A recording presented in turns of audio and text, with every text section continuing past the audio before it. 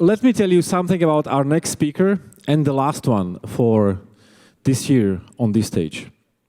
In 1992, basically, before we talk about that, he was born and raised in a small village in the Ukraine. In 1992, he came to California and became an engineer. He was hired by Yahoo in 1997. After a while, he left and he tried to get a job at Facebook, unsuccessfully. So he built a mobile app that was acquired by Facebook in February 2014 for $19 billion. Today, he will be interviewed by his friends, which he refers to as the godfather of WhatsApp. Why? Because WhatsApp literally was born on his kitchen counter, and he was the first user of WhatsApp. So, without any further ado, please get on your feet and join me in welcoming Jan Koum and Alex Fishman. Thank you.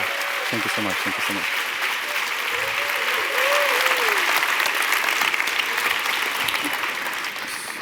Comfy chairs. Thank you so much. Hi, everyone. How's everybody doing? Thank you very much for joining. It's a great honor to be here and interview Jan Koum from WhatsApp. So let's start with how many of you actually using WhatsApp? Wow, that's impressive. So for the one person over there in the cheap seat, let me give you a quick stat. So WhatsApp is being used by 1.2 billion users every month. And those users send 50 billion messages every single day. So those are very impressive numbers. So Jan, thank you very much for taking the time to talk to us today. It's great to have you here. This Friday is actually your birthday, and it's also WhatsApp's birthday as well. WhatsApp is going to be 8 years old. And in the past 3 years, WhatsApp has been extensively covered by the media due to its major acquisition for $20 billion back in 2014. But today, I would love to go into the early days in the much longer history of WhatsApp. So let's start. So Jan, take us back to 2008. You were out of the job at Yahoo. You have some savings. You don't know a single founder. Nobody in your network is doing startups. You don't know a single investor. And the startup environment wasn't as big as nearly as it is today. Startup Grind didn't exist. 500 Startup didn't exist. Angelus didn't exist. Neither is Andreessen Horowitz even. So why weren't you looking for a normal job?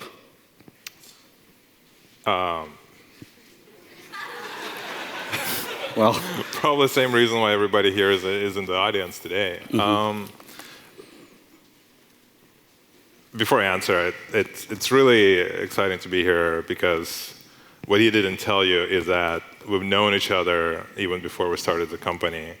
And as I was developing the idea and kind of thinking about the name, he was the guy that I would bounce my ideas off of. And I think it's really important to have that person in the life of the company, especially as you're starting to put things together. But why was I not interested in a job? I just finished doing 9 years at Yahoo. Doesn't sound as bad as I made it out to be. It was actually a great job and a great company to work at. But after 9 years working at a big company, it was not something that I was interested in doing, is to go join yet another big company. And so I took time off, which was great. And then we started kind of thinking about, well, what can I do as a fun project to not have a job? And we stumbled on this device called iPhone, which back then was pretty revolutionary. I mean, today, every single person has a smartphone, clearly, as they can look around and see people holding it in their hands.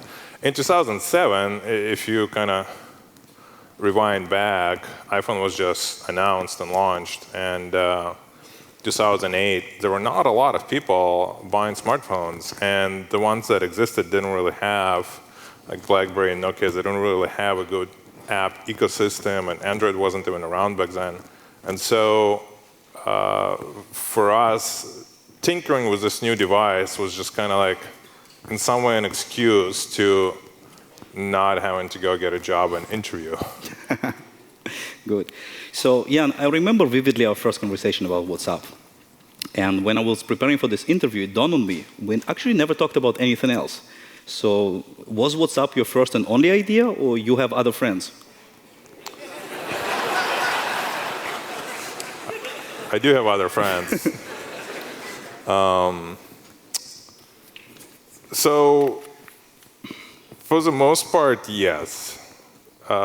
We just kind of got lucky and stumbled into it. The messaging wasn't the first idea, and I think we're going to touch on it in a second. But the idea of an iPhone app as a project to work on and put together, that was definitely the first idea. I think it was just like this new and completely undiscovered area. Because for me, working at Yahoo since '98, and fast forward to 2008, now it's 10 years of kind of like websites and emails, and everything's been done. And mobile was new. It was like this fresh, undiscovered area. And so, in terms of the idea of doing something on mobile, yeah, that was the first one. In terms of how it kind of stumbled into what the product eventually became, that obviously took some time. Of course.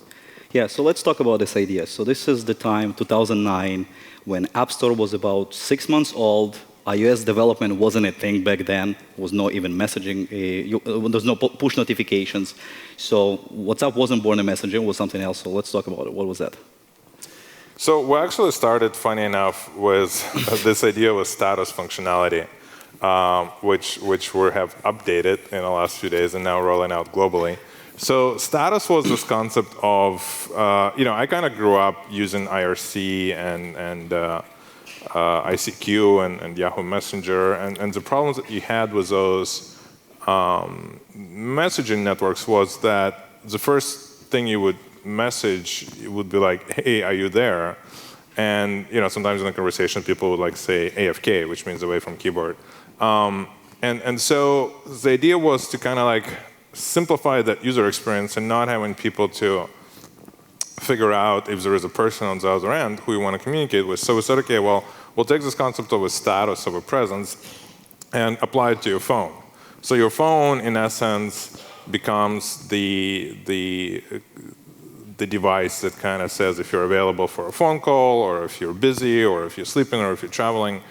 And that was the idea that we came up with. Like, you basically take the notion of a status or a presence that you had in all these messaging networks, even IRC, you had like away status, for example, and just apply it to your phone, apply it to your smartphone device, which is always with you. So you don't have to like tell people, I'm AFK, I cannot take your phone call right now, or I'm sleeping, or whatever.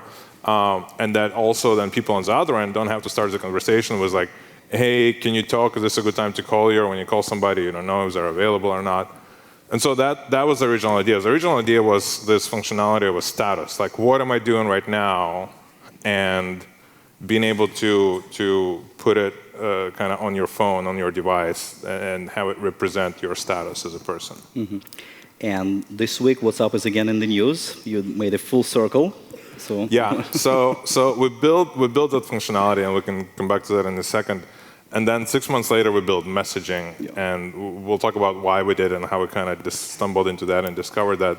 But ever since we started doing messaging at the end of 2009, I think it was September, October, for us it's been just like this sprint where everything we've done has been about real-time messaging and real-time communication. Bless you.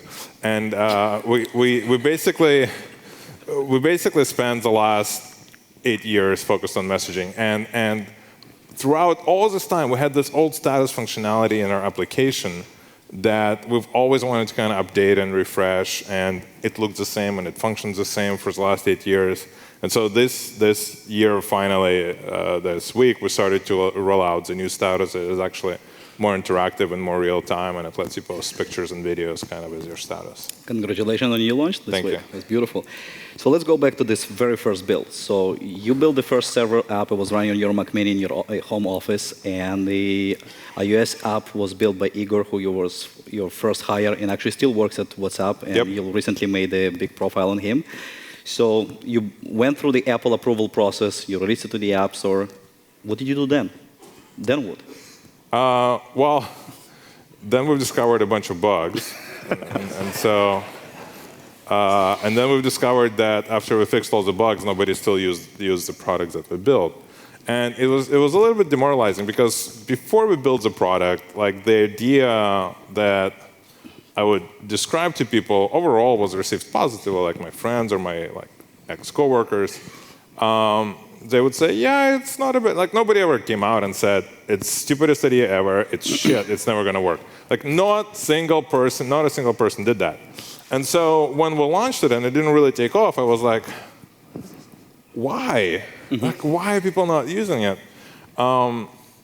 And turned out it just like wasn't what people needed. Like we didn't build a product that ultimately solved a problem for people. You know, we built a product that was like a cool idea in our heads, but looking back, people just didn't need it. It's not like it was bad or horrible. It just didn't solve a problem that people had in their lives at that point in time.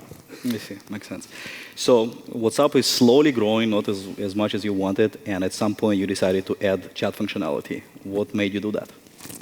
Yeah, so I think around the time, it was 2009, I think around summer. Apple introduced push notifications.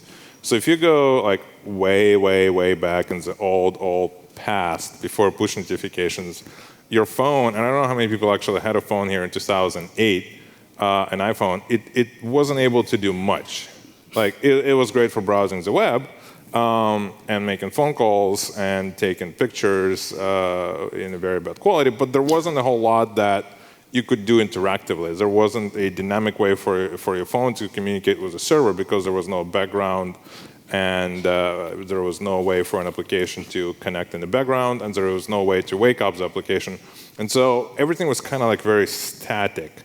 And that's partially why the status didn't work, because people would have to like launch the app, change their status, look at status of their contacts, and like nobody has time to do that. So when Apple introduced push notifications, we quickly kind of plugged it into the app and started. We introduced a feature where if you change your status, it could like go out to all the people and kind of like broadcast your status update. And we've noticed that some people were actually using it as a communication method. And then people would also write into us and say, look, you kind of have this way for me to communicate with my friends using push notification. Meanwhile, I'm paying like 25 euro cents for a text message or whatever the crazy prices were at that time. Why don't you just pipe it together? You're like 90% there. You already know who in the address book uses WhatsApp. You're already using push notifications. And we kind of said, well, yeah, we got nothing to lose, so we'll try that. And so we did.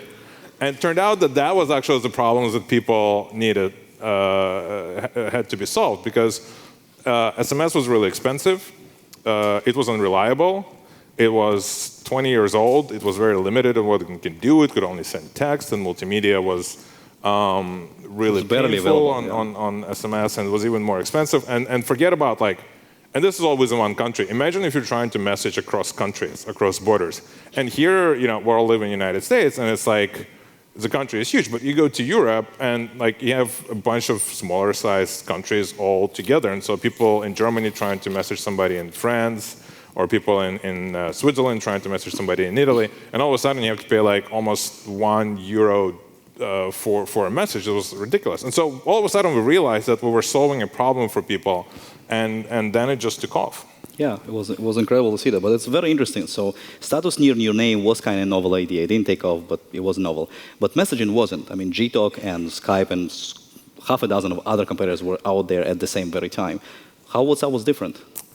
So there were a couple of things that we actually introduced that people didn't do before. So I remember I took some time in 2007 and 2008, and I went traveling. And while I was traveling, I was trying to use Skype to communicate with people, and I forgot my password, and I couldn't remember how to get a new one, and I had to like re-register for a new Skype account. And this idea of like making people have accounts or usernames or even requiring passwords was something that we just wanted to fix and wanted to get rid of. Ultimately, we wanted to take the best of SMS, right? SMS had a lot of problems and a lot of challenges, but what was nice about SMS is that you take the phone, you compose the message, you hit send, right? There is no usernames, there is no passwords, there is no logins, there is no like handshake. You don't have to go and say, oh, what's your username? Blah blah 27 underscore 5000. It's like you don't have that experience, and that experience with SMS worked really well. And so we wanted to take that, we wanted to keep that, and then replace everything else that was bad about the user experience. You know, ICQ had, I think, similar problem where you had like an 8-digit random number assigned to you. IRC was even worse because your nick would change every time you log out and log in. And so we kind of wanted to like make it all easy and seamless for people and really easy to use. And so we built a system that didn't require usernames or logins or passwords. And we built it for status, but it applied and worked really well for messaging. So when we plugged and piped messaging into the product, we kept the simplicity of the application. And I think, you know, obviously these days, if you look at a lot of applications, they kind of use the phone number of your phone and the phone number in the address book of your contacts. And they do a lot of things that we kind of started doing back in 2009 that I don't think anybody was doing back then. Definitely. So I think that was the kind of the innovation that made people really want to use our app. And also your contact list on your phone is actually your actual network, people you actually communicate with, right? People you care about. Absolutely. Like if you remember back to the old days of, I don't know, like Yahoo Messenger or Skype or anything like that, you actually had to go and add people. Like you had this concept of a buddy list. Like you actually had to go and add people to be on your buddy list. And then they would get a request saying like, so-and-so wants to add you to their buddy list. And if they don't know that you are the person who is adding them, they'll say no, and then you can communicate. Or, you know, you build a buddy list of 20, 30 people, but you have 100 friends. So like, what do? You have to like keep going, and it's tiring. Or if you need to get a new account because, again, you forgot your password, then you have to like rebuild your buddy list all over again, and now like your friend is getting another buddy request from like a username that kind of looks like yours, but it has an underscore under it, and it's like, is that the same person, or like what happened? And then they call and you're like, are you trying to add me on Skype? It's like, no, it was just so painful, right. And the whole idea of like, you already have an address book on your phone. These are your contacts that you've curated, that you've decided to add to your phone because they're important. It could be friends, it could be family, it could be businesses, it could be whoever. But they're in your address book for a reason. It's not random, and you've done it once, and they probably are really important to you. That's very, very true. So yeah, at this point, WhatsApp is free, and there is no business model inside. And at some point, you decide to start charging $1 for the iOS app. Why did you do that? Why did we start charging $1? We were trying to balance. We were trying to like. It was almost like walking like a tightrope act. We were trying to balance, on one hand, making money, or at least breaking even to the point where like we weren't burning a lot of money. So we were self-funded originally. Me and my co-founder, we put in some money, and we also got some angel funding as well at a later stage. But we were still trying to be really, really conservative and frugal with the money we had. So on one hand, we were charging people to make sure that we have revenue to pay for lights and servers and the basic stuff. But then we also wanted to, believe it or not, to slow down the growth of our network, which in today's world kind of sounds backwards. It's like, why wouldn't you want your network to grow? Well, there were a number of reasons. One, we wanted to throttle our network growth to make sure that we can provide a great service. So we didn't want to be known as a company that has outages, or a company that can't provide a good customer support, because all of a sudden you have a flood and influx of users into your network, and yet they can't provide help, they can't get customer support, your servers keep falling over. Like we wanted actually to have somewhat of more of an organic growth. And I think that's the reason we just felt that having a paid relationship with our customers would create a better relationship in general, because when they pay for a product, they would want to continue using it. Right, makes sense. That's great. So let's see. So phone number is as ID, contact list is your network. Those are the two important aspects. There's actually another thing. So WhatsApp was growing outside of the US, and as a huge contribution to its growth, hundreds of millions of users using the WhatsApp outside of the US. One of the reasons for that is because WhatsApp was cross-platform from the very, very early days. So, back in the day, it was iOS, Android, Windows, 2 BlackBerry platforms, and 2 Nokias. And Nokia actually played a big role in WhatsApp growth. Can you talk to us about that? Yeah, Nokia was huge. I mean, I was probably the only person who had a Nokia phone amongst my friends in 2006, 2007. I had a Nokia candy bar phone. And I remember like I had it jailbroken. I had this Netmon software installed that showed you like which cell you were connected to and like the signal strengths in different ways, not just like with the bars. And so I was really attached to my Nokia phone. It was great. Like it had Bluetooth. I could like play music on it. It was just really, really cool. Like I even had internet. Like I can even use it to connect to an internet. Like I remember using it as like 3G hotspot or something like that. Maybe not 3G hotspot, but it had 3G connection, so I could actually like connect it to an internet and get like a very basic rudimentary black and white web page if I went to a website. And so I really loved Nokia. And going back to Europe or just like visiting my friends in Europe and Russia, Ukraine, or Israel or other countries, I would see that Nokia was really, really popular all over the world. And for some reason, not in the United States. And that's fine. But when we started building the app and when we were deciding which platforms to support, we actually made a commitment to build for Nokia early on because we knew there were a lot of people. And Nokia S60 was actually a really, really powerful operating system. It had like multitasking, it had full internet connectivity, you could like auto start an app. I mean, it made iPhone look like joke in terms of functionality you could get back in 2008 on Nokia versus an iPhone. And so we built our app for Nokia, and it actually helped fuel our growth in a big way because there were a lot of Nokia users on S60 and S40 who wanted to connect and be part of WhatsApp group chats and WhatsApp messaging with their friends. And then when they went to buy a real iPhone, then actually they obviously stayed with WhatsApp. Exactly. Yeah, of course. Okay, so let's talk about Sequoia. So Sequoia makes about 10 to 12 investment during the year. That's all they do. That's it? That's it. And I didn't know that. Yeah, well, okay. And I'm sure there are many people in this audience would love to be part of the lucky dozen. So can you share your secrets, how to secure Sequoia's funding?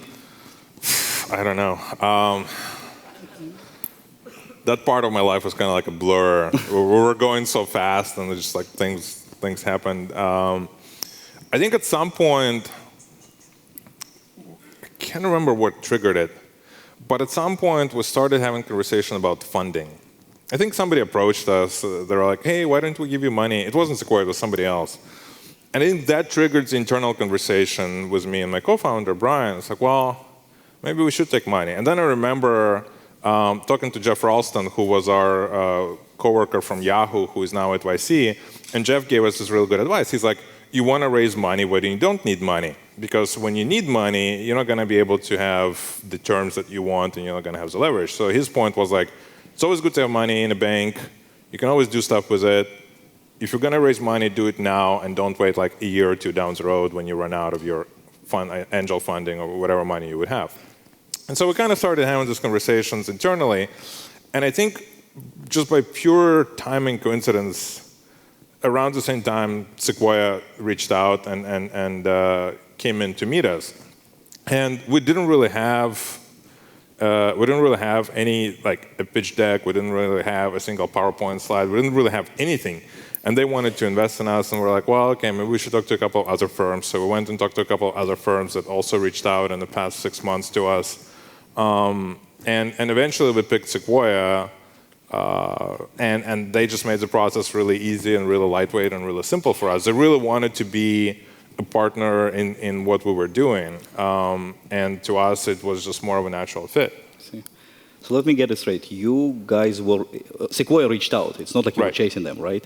So the important thing is you actually build a product first that actually people use and they enjoy using that, and then investors will come after you. Yeah, we were not focused on raising funds. We were focused on building the product. We were focused on like supporting our users. We were focused on making sure that our servers were functioning and staying up, and we were making sure that we're building features fast enough to make our customers happy. And so we were not thinking of funding at all. That was not our primary focus. That was not even our secondary focus. Mm-hmm. We were busy interviewing and hiring and submitting new releases and fixing bugs. And I think having a product and having a growth that we were having at the time is what triggered the interest of all those firms. And I think Sequoia had really good pulse on what was going on with mobile, and I think they recognized early on how important mobile was going to be. And I think using the analytics that they had that kind of showed them which apps are growing faster than the others, they reached out to us. Yeah. So there's another thing that you said. You never had a pitch deck. Right. Is that right? Wow. So let me get it straight. So you never had a pitch deck. You never chased investors. You always ignored the press. You never won a crunchy. I can't believe you got me to do this. You never won the crunchy, right? You haven't spent a single dime on advertising or marketing. So that's the opposite of every single instinct of every single founder out there. I still hope to win a crunchy one day. one day you'll get a crunchy when 2 billion users. So what's the story? How do you do this? Like it's opposite of every single instinct. Yeah, it's kind of like that. We always talk about Seinfeld. It's kind of like that George Costanza. You do everything in. You refuse to wear the puffy shirt today. We did do everything different. Like for example, when you look at our technology stack, for example, everybody in Silicon Valley uses Linux, and like 10 years ago, everybody used Linux and Apache, and that was kind of like the standard. I think it was called LAMP, Linux, Apache, MySQL, and Perl. Yeah. And so like everybody was doing that, and so me and my co-founder, we just used different stack. We used FreeBSD with Erlang, and everybody would just like, what are you guys doing? Why are you using FreeBSD? I'm like, we're using the best tool for the job. There was really no rocket science behind it. It's like, we don't want to use Linux because everybody else uses Linux or whatever other technology. We're going to use Erlang because it's the best tool for the job. And so you're right. Everything we've done has been like counterintuitive, like not wanting to grow fast and charging users $1, like using Linux, using FreeBSD and Erlang instead of Linux and something else. Trying to avoid press because we wanted to like focus on actually building the product and not wanting to have a lot of spotlight and attention in Silicon Valley because we were tiny and we didn't really have a PR or marketing department or comms department or legal department. So or a sign on your door. And no sign on the door. We wanted to stay like as under the radar as possible because we didn't want to be distracted. Like we don't need a sign. We all know where we work. Like, we know where our offices are. Yeah. And that's true. And so we just figured like the less distraction we have, the more room we have to make mistakes, fix them, try new things, iterate, and just keep doing what we want to do. I see. Makes sense. Makes sense. So there's another thing that actually helped WhatsApp succeed, and that's you have redefined the F word in your office. Can you talk to us what F word means in WhatsApp? Well, that kind of goes back to what we were talking earlier. Exactly. We really try to. We talk a lot about focus internally, and what that means is we don't want people who talk about the company or write about the company or tweet about the company to be a disruptive force inside the company. So we always tell our employees, focus on what you're doing, focus on the product you're building, focus on the features that we need to roll out, focus on making the application launch faster, work more reliably, not crash, and then good things come from that. Like good things come from users wanting to use the product, not necessarily having a lot of press or marketing or whatever else that we were trying to avoid in early days. Makes sense. Makes sense. So Jim Getz, the partner of Sequoia, he wrote an article called 4 Numbers That Explain Why WhatsApp Was Acquired. And I would like to talk about one of them, and that's number 32. And that's the number of engineers you had at the time WhatsApp was acquired, while supporting 450 million active users. Which is just, the ratio is 1 engineer per 14 million active users. That's one hell of an impressive ratio. How did you do that? We hired really smart people, so helps. That's important. We were actually lucky because me and Brian spent a lot of time working at Yahoo. And we met incredibly smart people there who became part of our network. And so when it came time for us to go and recruit, we didn't have to spend a lot of time chasing people we don't know or looking for people who we don't necessarily know if they're going to be a good fit into the organization or not. Because we have spent all the time at Yahoo, we were able to reach out back to our friends and ex-colleagues and say, hey, we're doing this new thing. It would be cool if you can come join and help us. And here's the numbers. Here's how well we're doing. We're growing, and we would like you to be part of this ride. I think the other is we were able to kind of stand on the achievements of the previous generation, right? I remember when I was working at Yahoo, like we were using FreeBSD 2.1 or 4.2, but the technology wasn't really well developed. And 10 years later, you have things like Erlang that work really well, and you have FreeBSD that is really stable and reliable. I think we were using FreeBSD 8 or 9 at that point. And you have all this technology that basically, like for example, one thing we were using was SSD drives. So we started using SSD drives in 2009. And back then, everybody was like, "Oh no, don't use SSD drives. It's like the performance degrades after a certain number of reads or writes." Yeah. And we just didn't see it in our production. We're like, what the hell are you guys talking about? So we really fell in love with SSD drives. We were joking inside it was like crack for us. We were like addicted to SSD drives. And like every year we would wait for the new size to come out. So we went from like 32 to 64 gig to 128 to 256. But so for example, 10 years ago, or 20 years ago, there were no SSD drives. So you had to have like a bunch of servers. You had to have like extra redundancy. The spinning disks were slow, so you had to like put a lot of effort into making sure that your software could compensate for that. Whereas we actually took approach of like, okay, well, we're gonna get really, really fast servers with dual redundant power supplies and SSD drives and gobs of memory. And so instead of our engineers running 1,000 servers, we could probably do what we needed to do was like 10 or 20 back in those days. And so we didn't have to worry about like spinning disks failing because we were using SSD drives. FreeBSD was really reliable at the time. And so we were able to kind of take advantage of all the technological progress and breakthrough that happened up until that time. Yeah, but still 14 million to one engineer. That's well, very, very impressive. People also helps. Yeah, that's very impressive. Okay, so another question.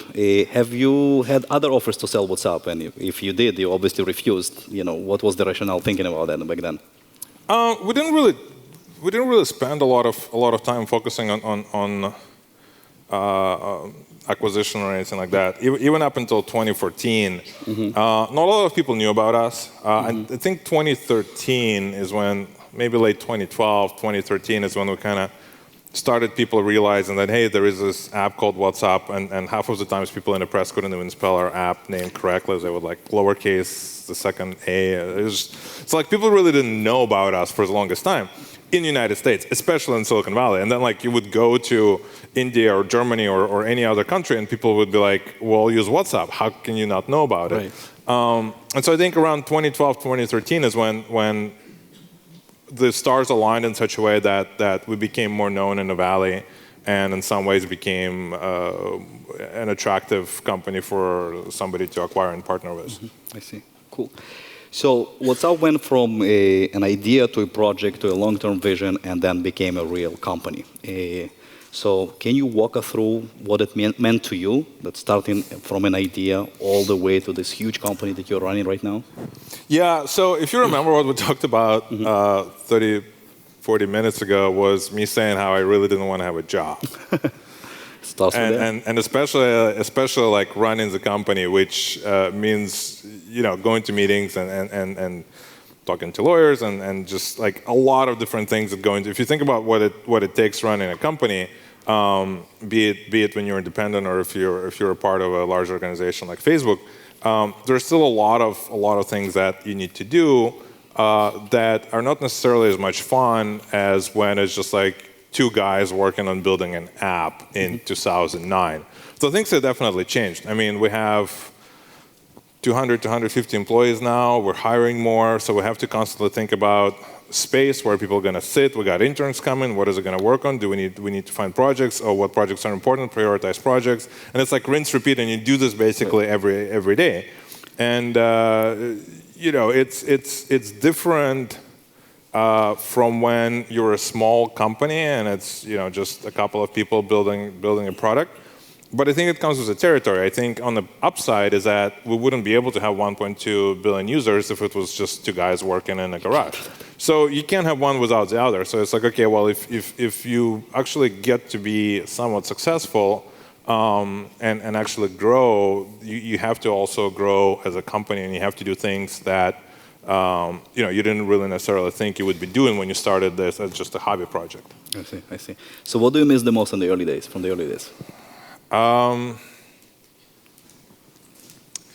think people not really knowing about us. I think being able to like roll out things and not get all the press attention we get today. Like we rolled out status and we got 20 different articles writing about it. And it's just like in the old days we would add things like we introduced group chat, which was revolutionary back then, and nobody cared. Like there wasn't a single article like what's up, introduce group chat.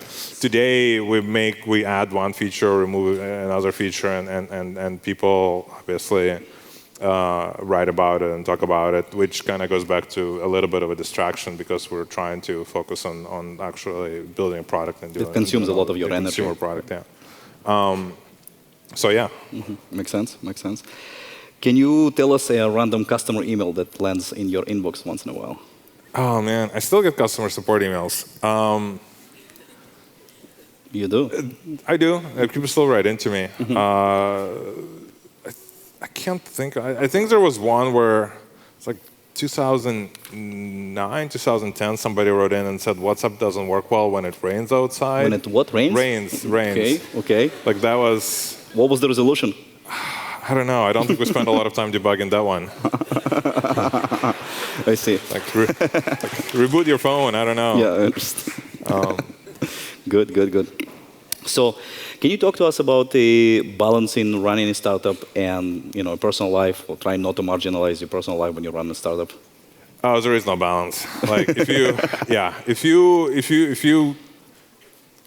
you have a chance to be successful and you kind of give it all, you're probably gonna end up not having great of a balance. I think it goes back to like our interaction. Basically 2011, 2012, 2013, I kind of just like disappeared off the radar. You used to have these parties every week at your house that our group would go to. And I think starting at around 2010 or 2011, I stopped going to most of them because we were just working so much. I think during those two, three years, as we were growing and we didn't really yet have enough employees to kind of help us with everything, me and Brian would spend weekends working at a company, and then as we kind of got a little bit more stable and more mature, we were like, okay, well, we'll give ourselves a Sunday off. And then obviously now it's a little bit more balanced. Like we don't really spend 80 hours a week at the office anymore, which is great because now you can enjoy things like spending time with your friends and family, which we kind of put on hold for 2-3 years. But I think the other thing is like I probably weighted 50 pounds less before I started WhatsApp. So it's like another sacrifice you make. Like you don't get to see your friends, you don't get to see your family, you don't get to like do the things you want to do, like work out or play ultimate frisbee or go to the gym or anything else. And so if you really kind of go all in, you go all in. There is no kind of if or but or anything else in between. I see. Makes sense. Well, I think we're running out of time. So, any closing thoughts for the audience here today? Keep trying. If there's one thing that you can learn from our experience, it's like if your original idea is not successful, use what you've built to pivot into something else. We were lucky because we were able to use the status functionality to build messaging on top of that. We didn't have to change a whole lot of code because the logic of taking the phone number and connecting people, other people on the WhatsApp network together was already there.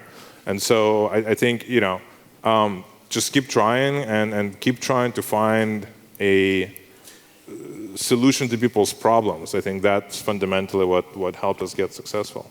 Makes sense. So keep grinding. Thank you so much, Jan. Thank you. Thank you so much, Jan.